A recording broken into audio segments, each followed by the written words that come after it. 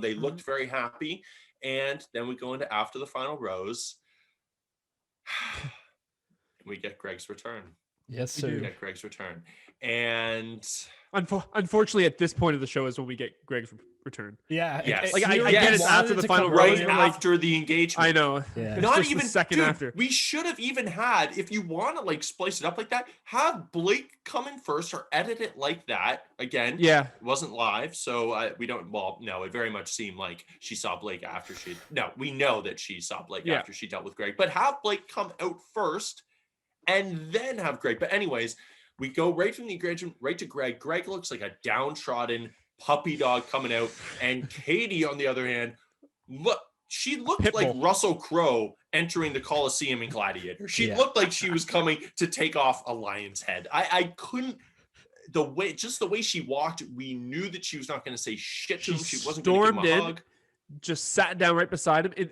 I tried to snap a picture last night, but I couldn't get it because the camera moved. But by the end of it, or near the end of it, Greg was so far off the seat that his left butt cheek was legitimately hanging off the edge. He just kept scooting and scooting and scooting to the point where he was almost doing the wall sit, but with no wall.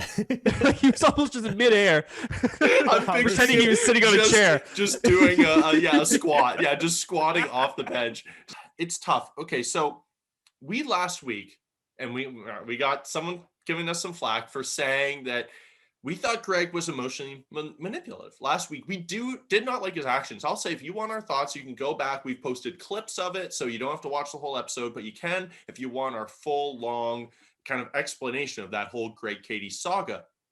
However,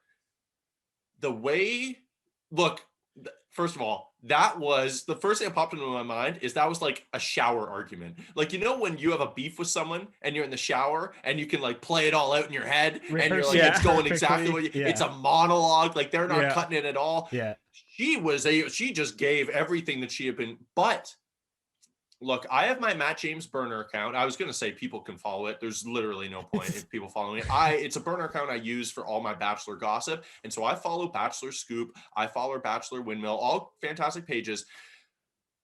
But she was saying the exact stuff that all the forums have said, that all the Instagram pages have said. When she brought up acting that early, to me, I'm not saying that she wasn't. I'm sure she was very much hurt. But to me, it was someone who saw what the internet was saying and thought, I know what arguments will work against Greg to tear him down. It didn't sound like someone who was reflecting on the actual relationship. And he was like, acting? Like, that's what we're talking about? Acting school? I think she for sure did her research. Like 100% did her research on the internet. Because she's been in the comment sections. Yeah, exactly.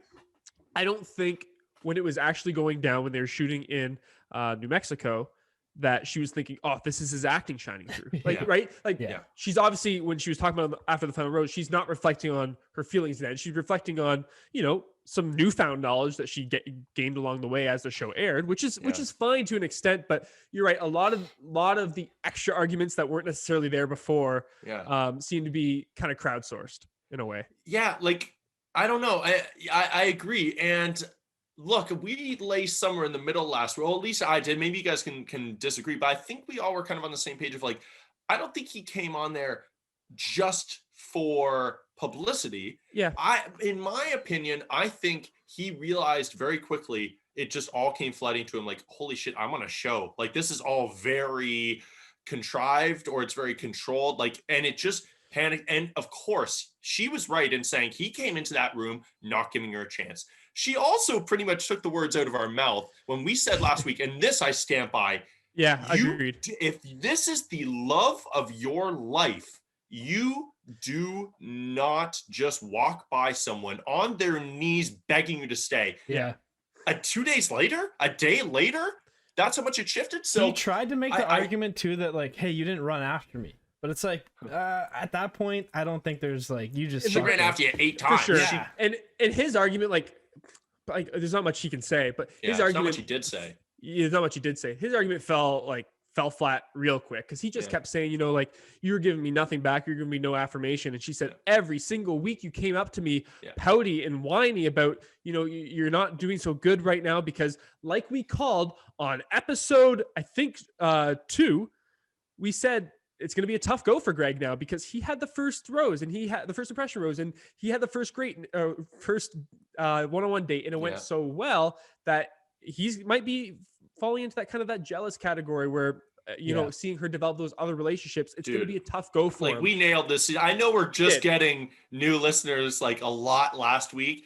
We pretty much blueprinted this whole season. We called it. And like we saw, every single week to an extent, he in some way went up to Katie and said, you know, like, I'm not doing so well. And every week she gave him that assurance that, you know what, you're at the top. Like, you're my number one guy.